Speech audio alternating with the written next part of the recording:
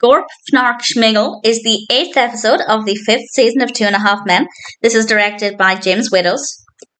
And as always, there will be spoilers from now as I go through the episode and share some thoughts. I don't have a tremendous amount to say. That's not because I didn't like it. It's absolutely fine. There are some good moments. I just didn't think it was the most interesting, but it works well enough. It starts off with Charlie, Alan, and Jake watching television, and then Charlie and Chelsea go out to a restaurant with Chelsea's friend Gail, played by Tricia Helfer. And Gail and Chelsea are talking. Charlie's not really listening. He listens every couple of seconds just to make it seem like he's paying attention. And we get to hear his internal monologue, and we get to hear that throughout the episode. We also hear Alan's, and I thought it was something a little bit different. It worked well enough. But it made me glad that it's not something that's in every episode. But as a novelty, I didn't mind it too much. And it turns out Charlie kind of agrees to let Gail stay there for a bit because she's going through a breakup. She needs some company and some comfort, and Charlie, not really listening to the situation, is basically agreeing with everything Chelsea says, so Gail is staying there. Alan's on the couch. Gail goes into Alan's bedroom, and I have to say that's probably the better idea. Alan asked, why don't you put Jake on the couch and put her in Jake's room? I feel like Alan's bedroom's probably safer than a teenage boy's bedroom for Gail, and Gail is obviously going through a difficult time, and I thought it was very, very obvious that Charlie was dreaming, and I feel like it wasn't meant to be obvious, because Charlie goes downstairs in the middle of the night, he hears Gail crying, Chelsea's there comforting her, and Chelsea asks Charlie to make Gail happy, in her words, and Charlie sits in between them and then starts to make Gail happy.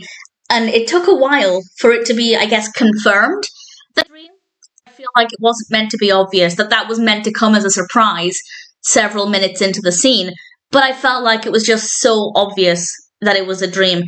And yes, I've seen this episode before, but I couldn't remember the specifics, so maybe a tiny part of me could remember it somewhere from the back of my mind, but I do think it was pretty obvious. If you've just watched it for the first time, did you think it was obvious?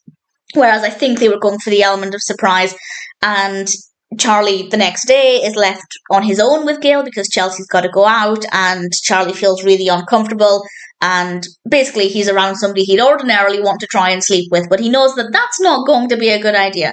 And I feel like the dreams maybe put him a little bit on edge. You know, when you have those dreams that are so vivid, they affect you throughout the day. I love them. Well, it depends on the dream, but often I love them, and it does make me kind of forget what reality is sometimes. And I kind of feel like that's the headspace Charlie is in. We had some good interactions with Berta, and Charlie ultimately decides to use Alan to get rid of Gail.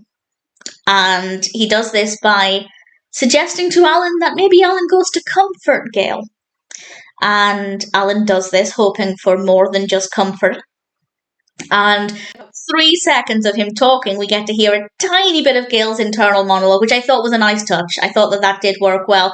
And the next thing we know, Gail's packing and leaving. It worked. Charlie's plan worked. He used Alan as a tool, as he said, and it forced Gail out. And I have to say, I loved the final scene. I thought it was very, very funny. Alan's in bed with his blanket clutched to his chest, while Chelsea is standing over him, scolding him for making Gail leave, like he was a wounded, guilty child. It was very, very funny, and definitely a very entertaining part of the episode. So I liked it. There's nothing about it I didn't care for. As I said, I'm glad the whole internal thoughts thing isn't something that's in every episode, but as a one-time thing, it was quite effective. It definitely worked quite well. We had some good bits with Jake and with Berta. I thought it worked well. It's a decent episode, maybe not my all-time favourite. I don't have too many other thoughts, but I enjoyed it. I wouldn't skip it. Ultimately, it's not a bad episode of 2.5 Men.